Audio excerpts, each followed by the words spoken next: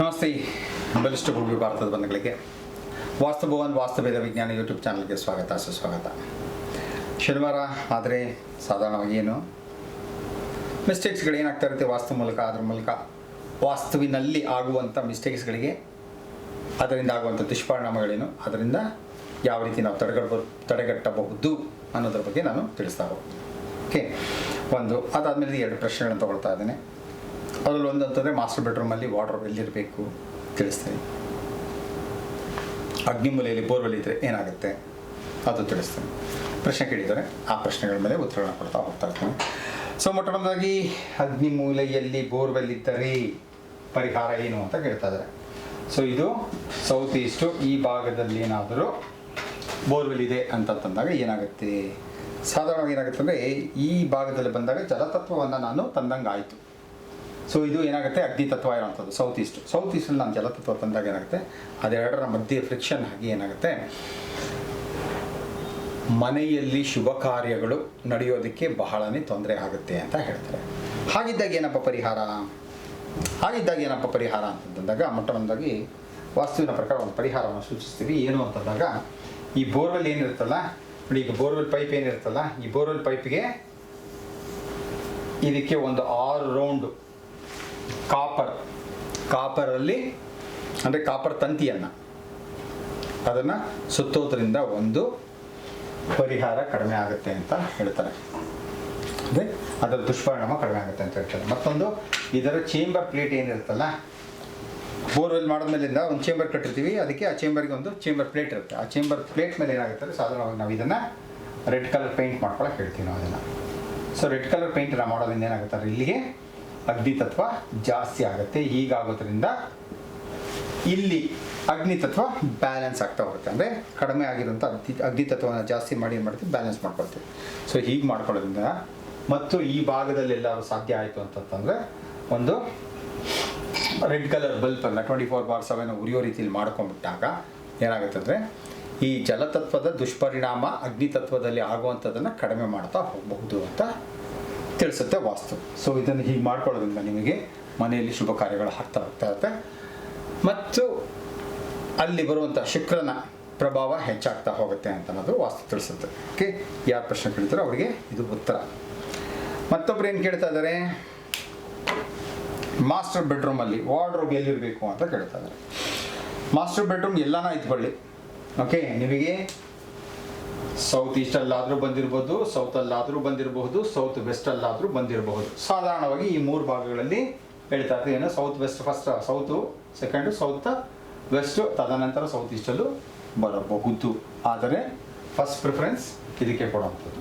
ಎರಡನೇದು ಸರಿಯಾಗಿ ಸೈಂಟಿಫಿಕ್ ಆಗಿ ನೋಡೋಕೆ ಹೋದಾಗ ಫಸ್ಟ್ ಸೌತ್ಗೆ ಕೊಡೋದು, ಸೆಕೆಂಡು ಸೌತ್ ಈಸ್ಟಿಗೆ ಕೊಡುತ್ತೆ, ಇದು ಸೌತ್ ವೆಸ್ಟಿಗೆ ಕೊಡುತ್ತೆ. ಇರಲಿ, ನೀವು ಎಲ್ಲಿ ಕೇಳಿದ್ದೀರೋ ಎಲ್ಲಿ ಅಂತ ನಿಮ್ಮ ಮಾಸ್ಟರ್ ಬೆಡ್ರೂಮ್ ಇರುತ್ತೋ ಅಲ್ಲಿ ಆ ಭಾಗದಲ್ಲಿ ಏನಾಗುತ್ತೆ ಅಂದರೆ ಸಾಧಾರಣವಾಗಿ ನಮಗೆ ವಾರ್ಡ್ರೋಬ್ ಅನ್ನೋಂಥದ್ದು ದಕ್ಷಿಣಕ್ಕೆ ಬರಬೇಕು, ಇಲ್ಲ ಅಂತ ಹೇಳಿದ್ರೆ ಪಶ್ಚಿಮಕ್ಕೆ ಬರಬೇಕು. ಇಲ್ಲಿ ತೊಗೊಂಡ್ರು ಕೂಡ ಇದು ದಕ್ಷಿಣಕ್ಕೆ ಬರಬೇಕು, ಇಲ್ಲ ಅಂತ ಹೇಳಿದ್ರೆ ಪಶ್ಚಿಮಕ್ಕೆ ಬರಬೇಕು.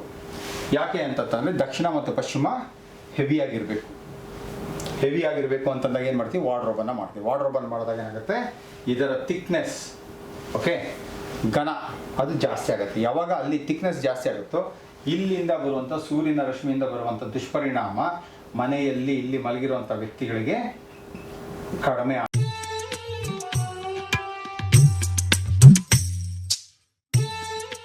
ಆಗುತ್ತೆ. ಇಲ್ಲಿದ್ರೆ ಏನಾಗುತ್ತೆ, ಗೋಡೆಯಿಂದ ಕಾದಂಥ ಆ ಒಂದು ಹೀಟ್ ಏನಿರುತ್ತಲ್ಲ ಅದು ಇಲ್ಲಿರುವಂಥ ಗಾಳಿಯನ್ನು ಕೂಡ ಬಿಸಿ ಮಾಡಿಬಿಡುತ್ತೆ. ಬಿಸಿಯಾಗಿ ಗಾಳಿ ಇತ್ತು ಅಂತಂತಂದರೆ, ಬಿಸಿಯಾದ ಗಾಳಿ ಮನುಷ್ಯನ ದೇಹಕ್ಕೆ ಹೋದಾಗ ಏನಾಗುತ್ತೆ ಅಂತಂದರೆ ಆತನಿಗೆ ಸುಸ್ತು ಬೇಗ ಆಗುತ್ತೆ, ತಣಿವು ಜಾಸ್ತಿ ಆಗುತ್ತೆ, ಫೆಟಿಗ್ ಅಂತ ಕರೀತಾ ಇರ್ತೀವಿ. ಹಂಗೆ ಏನು ಕೆಲಸ ಕಾರ್ಯ ಮಾಡೋದ್ರಪ್ಪ ಯಾವಾಗಲೂ ಸುಮ್ಮನೆ ಕೂತಿರೋಣ ಅಂತ ಅನಿಸುತ್ತೆ. ಈ ರೀತಿಯೆಲ್ಲ ಆಗುತ್ತೆ. ಈ ರೀತಿಯೆಲ್ಲ ಆಗುತ್ತೆ ಅನ್ನೋ ಒಂದು ವಿಚಾರಕ್ಕೋಸ್ಕರ ಏನು ಮಾಡ್ತಾ ಇರ್ತೀವಿ ಅಂದರೆ ಸೌತ್ ವೆಸ್ಟಲ್ಲಿ ವಾರ್ಡ್ರೋಬನ್ನು ಇಟ್ಕೊಳ್ಳಿ, ಒಳ್ಳೆಯದು. ಮಾಡಿದಾಗ ಏನಾಗುತ್ತೆ, ಗೋಡೆ ಒಂದು 9 ಇಂಚು, ಇದೊಂದು 2 ಅಡಿ ಅಂದರೆ 2.25 ಅಡಿ ಐತೆ. 2.25 ಅಡಿ ಥಿಕ್ನೆಸ್ಗೆ ಅಷ್ಟನ್ನು ಸೂರ್ಯನ ರಶ್ಮಿ ಹಾದ್ಕೊಂಡು ಬರಬೇಕು ಅಂತಂದರೆ ಟೈಮ್ ಹಿಡಿಯುತ್ತೆ. ಹಾಗಾಗೋದಿಲ್ಲ. ಆಗದಿದ್ದಾಗ ಏನಾಗುತ್ತದೆ, ಒಳಗಡೆ ಇರುತ್ತೆ ಈ ರೂಮು ಸ್ವಲ್ಪ ಕೂಲಾಗಿರಲಿ ಅನ್ನೋ ಒಂದು ಉದ್ದೇಶಕ್ಕೋಸ್ಕರ ಇದು ಹೇಳುವಂಥದ್ದು. ಇದು ಪ್ಯೂರ್ ಸೈನ್ಸ್, ಅಡುಗುಲಜಿ ಕಥೆ ಇಲ್ಲ, ಪ್ಯೂರ್ ಸೈನ್ಸ್ ಇದು. ಓಕೆ, ಈ ರೀತಿ ಆಗೋದ್ರಿಂದ ಏನಾಗುತ್ತಾರೆ, ಆ ಮಾಸ್ಟರ್ ಬೆಡ್ರೂಮಲ್ಲಿರುವಂಥ ಮಾಸ್ಟರ್ ಕೂಲ್ ಕಾಮ್ ಕಂಪೋಸ್ಡ್ ಆಗಿ ಇರ್ತಾನೆ ಅಂತ ಅನ್ನೋದು ವಿಚಾರ. ಓಕೆ, ಸೊ ಇದಾದ್ಮೇಲಿಂದ ಒಂದು ವಾಸ್ತು ಮಿಸ್ಟೇಕ್ಸ್ ಏನಾಗಿದೆ ಅಂತಂದರೆ, ಹೀಗೆ ಬಂದಾಗ ಅವರು ಬರ್ತಾಯಿದ್ರು, ಅವರ ಫ್ಯಾಮಿಲಿಗಳು ಅವ್ರ ವಂಶದವರೆಲ್ಲ ಬರ್ತಾನೆ ಇದ್ರು. ಒಂದು ಸಲ ಬಂದಿದ್ರು, ಹೇಳಿದ್ರು, ಸರ್ ನಮ್ಮ ಮಗಳಿಗೆ ಕನ್ಸೀವ್ ಆಗ್ತಾಳೆ, ಅಂದರೆ ಸೊ ಗರ್ಭಧಾರಣೆಯನ್ನು ಮಾಡ್ತಾಳೆ, ಬಟ್ ಇದಾಗ್ಬಿಡುತ್ತೆ ಅಂತಂದರು, ಏನೋ ಅಬಾರ್ಷನ್ ಆಗಿಬಿಡುತ್ತೆ ಅಂತಾರೆ.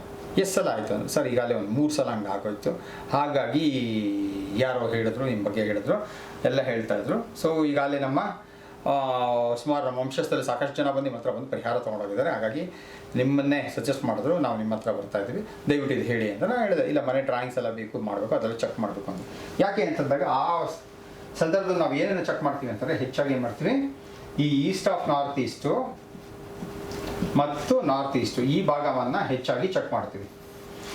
ಈ ಭಾಗದಲ್ಲಿ ಚೆಕ್ ಮಾಡಿದಾಗ ಏನಾಗುತ್ತೆ ಅಂದರೆ, ಇದು ಈ ವಂಶವನ್ನು ಉದ್ಧಾರ ಮಾಡೋಕ್ಕೆ ಬೇಕಾಗಿರುವಂತಹ ಪ್ರೋಜನಿ ಅಥವಾ ವಂಶವಾಹಿನಿಗಳನ್ನು ಹೆಚ್ಚಾಗಿ ಕೊಟ್ಟು ಮಾಡಿ ವಂಶೋದ್ಧಾರಕ್ಕೆ ಬೇಕಾಗಿರುವಂತಹ ಶಕ್ತಿ ಚೈತನ್ಯವನ್ನು ಕೊಡುವಂಥದ್ದು ಈಸ್ಟ್ ಆಫ್ ನಾರ್ತ್ ಈಸ್ಟು ಮತ್ತು ನಾರ್ತ್ ಈಸ್ಟು. ಈ ಭಾಗದಲ್ಲಿ ಏನಾದರೂ ಇದಕ್ಕೆ ಈ ಶಕ್ತಿ ಚೈತನ್ಯಕ್ಕೆ ಅಡೆತಡೆ ತರುವಂಥ ಯಾವುದಾದ್ರು ವಸ್ತುಗಳಿದೆಯಾ, ವಿಚಾರ ಇದೆಯಾ ಅಂತ ಅನ್ನೋದನ್ನು ನಾವು ಚೆಕ್ ಮಾಡ್ತಾ ಹೋಗ್ತೀವಿ. ಚೆಕ್ ಮಾಡ್ತಾ ಹೋದಾಗ ಏನಾಯ್ತು ಅಂದರೆ, ಈ ಭಾಗದಲ್ಲಿ ನಮಗೆ ಸಿಕ್ಕಿದ್ದೇನು, ವಾಷಿಂಗ್ ಮೆಷಿನ್. ಅದೇನಾಗಿದೆ, ಈಸ್ಟ್ ಆಫ್ ನಾರ್ತ್ ಈಸ್ಟ್ಗೂ ಮತ್ತು ನಾರ್ತ್ ಈಸ್ಟ್ಗೂ ಮಧ್ಯದಲ್ಲಿ ವಾಷಿಂಗ್ ಮೆಷಿನ್ ಇಟ್ಬಿಟ್ಟಿದ್ದಾರೆ. ಕೇಳಿದೆ, ಈ ವಾಷಿಂಗ್ ಮೆಷಿನ್ ಎಷ್ಟು ವರ್ಷದಿಂದ ಇದೆ? ಸುಮಾರು ವರ್ಷಗಳಿಂದಿದೆ. ಮದುವೆ ಆಗೋಕ್ಕೆ ಮುಂಚೆ ಇತ್ತಾ ಅಥವಾ ಮದುವೆ ಆದಮೇಲೆ ತಂದಿಟ್ಟ? ಇಲ್ಲ. ಅವ್ರು ಕೇಳಿದಾಗ ಏನಾಯ್ತಾರೆ, ಅವ್ರು ಗಂಡಿನ ಮನೆ ಕಡೆಯವರು, ಇಲ್ಲ ಸರ್, ಮದುವೆ ಆಗೋಕ್ಕಿಂತ ಮುಂಚೆಯಿಂದಲೇ ನಾವು ಇಲ್ಲಿ ಇಟ್ಟಿದ್ವಿ ವಾಷಿಂಗ್ ಮಿಷಿನು ಅಂತ. ಹೌದಾ, ನೋಡಿ ಹೇಳ್ತೀನಿ ನಾನು, ದಯವಿಟ್ಟು ಈ ವಾಷಿಂಗ್ ಮಿಷಿನನ್ನು ತೆಗೆದುಬಿಟ್ಟು ಅವ್ರಿಗೆ ನೋಡಿದ್ರೆ 2 ಕಡೆ ಜಾಗ ಕೊಟ್ಟೆ. ಒಂದು ಸೌತ್ ಆಫ್ ಸೌತ್ ವೆಸ್ಟ್ ಕೊಟ್ಟೆ, ಇಲ್ಲಾಂದರೆ ವೆಸ್ಟ್ ಆಫ್ ನಾರ್ತ್ ವೆಸ್ಟ್. ಈ 2 ಭಾಗದಲ್ಲಿ ಇಲ್ಲೆಲ್ಲರೂ ನೋಡ್ಬಿಟ್ಟು ಅವ್ರ ಬಾಲ್ಕನಿ ಎಲ್ಲ ಇತ್ತು, ಹಿಂದ್ಗಡೆಗೆಲ್ಲ ಇತ್ತು. ಸೊ ಈ ಭಾಗದಲ್ಲೆಲ್ಲ ಇಟ್ಕೊಳ್ಳಿ, ಈ ಭಾಗದಿಂದ ಮೊದಲು ತೆಗೀರಿ ಅದನ್ನು ಅಂತ ತೆಗೆದ ಆದಮೇಲಿಂದ ಮತ್ತೆ ಒಂದು 7-8 ತಿಂಗಳ ಮೊದಲು ಎಲ್ಲ ಪೂರ್ತಿ ಫುಲ್ ಫ್ಯಾಮಿಲಿ ಬಂದರು. ಈ ಕಡೆ ಆ ಕಡೆ ಎರಡು ಬೀಗರು ಸೇರಿಕೊಂಡು ಬಂದು ಇವರು ತೊಗೊಂಡು ಹಣ್ಣು ಹಂಪಲು ಪ್ಲಸ್ ಸ್ವೀಟ್ಸ್ನೆಲ್ಲ ತೊಗೊಂಬಂದು ನಮ್ಮ ಆಫೀಸ್ಗೆ. ಗೊತ್ತಾಗುತ್ತೆ ನನಗೆ, ಇಬ್ಬರು ನೋಡಿದ್ರೆ ನಂಗೆ ಗೊತ್ತಾಯಿತು. ಶುಭ ಸಮಾಚಾರ ಅಂತ ಕೇಳಿದೆ. ಏನು ಶುಭ ಸಮಾಚಾರನಾ ಅಂತಂದರೆ, ಹೌದು ಅಂತಂದರೆ, ಏನು ಅಂತಂದರೆ ಈ ಥರ ಕನ್ಸೀವ್ ಆಗಿದೆ. ಯಾಕಂದರೆ ಸಾಧಾರಣವಾಗಿ ಅವ್ರಿಗೆ ಆದಾಗ ವಿತಿನ್ 2.5 ಮಂತ್ಸ್ ಒಳಗಡೆ ಅಬಾರ್ಷನ್ ಆಗ್ಬಿಡುತ್ತೆ. ಈ ಸಲ ನೋಡ್ರೆ ಆಲ್ಮೋಸ್ಟ್ 6 ಮಂತ್ಸ್ ದಾಟ್ಬಿಟ್ಟಿದೆ. ಡಾಕ್ಟರ್ ಹೇಳೋದಂತೆ ಇನ್ನು ಯಾವುದೇ ಕಾರಣಕ್ಕೂ ನೀವು ಯೋಚನೆ ಮಾಡೋಂಗಿಲ್ಲ, ಇನ್ನೆಲ್ಲ ಆ ಥರದ್ದೆಲ್ಲ ಆಗಲ್ಲ, ಎಲ್ಲ ಚೆನ್ನಾಗಾಗತ್ತೆ ಅಂತಂದು ಹೇಳಿದ್ದಾರೆ. ಕೊನೆ ಕೇಳಿದ ಗಂಡು ಮಗು ಆಯಿತು ಅಂತಂದ್ಬಿಟ್ಟು ಫೋನ್ ಮಾಡಿ ಹೇಳಿದ್ರು. ಸೊ ಈ ಭಾಗದಲ್ಲಿ ಏನಾದ್ರು ಈಸ್ಟ್ ಆಫ್ ನಾರ್ತ್ ಈಸ್ಟು ಅಥವಾ ನಾರ್ತ್ ಈಸ್ಟ್ ಈ ಭಾಗದಲ್ಲಿ ಏನಾದರೂ ವಾಷಿಂಗ್ ಮಿಷಿನ್ ಇತ್ತು ಅಂತಂದರೆ ಈ ರೀತಿ ಅನಾಹುತಗಳು ಆಗುವಂಥ ಚಾನ್ಸಸ್ ಭಾಳ ಇರುತ್ತೆ. ನೋಡ್ಕೊಳ್ಳಿ. ಹಾಗೇನಾದ್ರು ಇತ್ತು ಅಂದರೆ ದಯವಿಟ್ಟು ತಿಳಿಸಿ. ಎಲ್ಲಿಡಬೇಕು ಅಂತ ಈಗಾಗಲೇ ಹೇಳಿದ್ದೀನಿ, ಸೌತ್ ಆಫ್ ಸೌತ್ ವೆಸ್ಟ್ ಅಥವಾ ವೆಸ್ಟ್ ಆಫ್ ನಾರ್ತ್ ವೆಸ್ಟಲ್ಲಿ ಇಡ್ಬೋದು ಅಂತ ಹೇಳಿದ್ದೀನಿ. ಆ ಭಾಗದಲ್ಲೆಲ್ಲರೂ ಇಟ್ಕೋಬಹುದು. ಭಗವಂತ ಎಲ್ರಿಗೂ ಕೂಡ ಆಯುಷ್, ಆರೋಗ್ಯ, ಉಲ್ಲಾಸ, ಉತ್ಸಾಹವನ್ನು ಯಥೇಚ್ಛವಾಗಿ ಕೊಡಲಿ ಅಂತ ಕೇಳ್ಕೊಳ್ತಾ ಎಲ್ರಿಗೂ ಕೂಡ ನಮಸ್ತೆ, ಜೈ ಹಿಂದ್.